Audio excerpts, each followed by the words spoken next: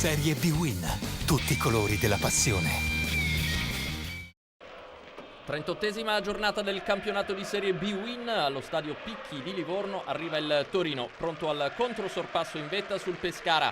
Granata in campo col 4-3-3, D'Ambrosio al posto di Parisi e Stevanovic a supporto del tandem d'attacco Bianchi-Meggiorini. Quest'ultimo di nuovo titolare dopo un mese. Tra gli Amaranto, Knežević torna al centro della difesa dopo la squalifica. In avanti c'è Dionisi, unica punta con Piccolo, Remedi, Schiattarella a supporto. Arbitra Davide Massa di Imperia. L'avvio, griffato Torino dopo 10 minuti, il cross di Bascia in mezzo, pallone che si impenna, il tiro di Bianchi, la deviazione in corner di Bardi, oggi in porta al posto di Mazzoni.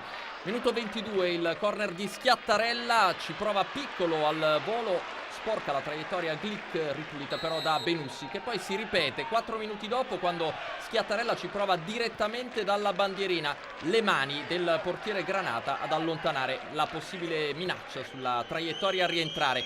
Al minuto 38 il Torino affonda e passa. Cross di Vives dal fondo, il colpo di testa di Meggiorini è vincente.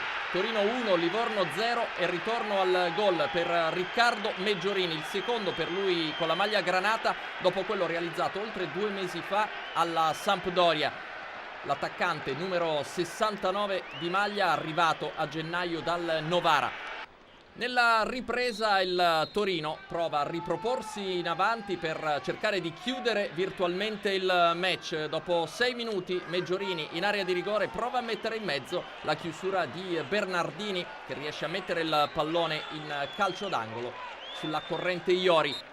Madonna prova a inserire un'altra punta per dare maggior spinta alla fase offensiva dei Labronici, fuori Barone, dentro Paulinho, ed è proprio l'attaccante brasiliano 2 minuti dopo a rendersi pericoloso offrendo questo pallone a Dionisi, bravo a girarsi nello stretto. La sua conclusione però parata a terra senza grossi problemi da Benussi. Continua la girandola dei cambi, uno per parte. Al minuto 21 fuori Remedi per il Livorno e Meggiorini per il Toro, dentro Pruc e Antenucci.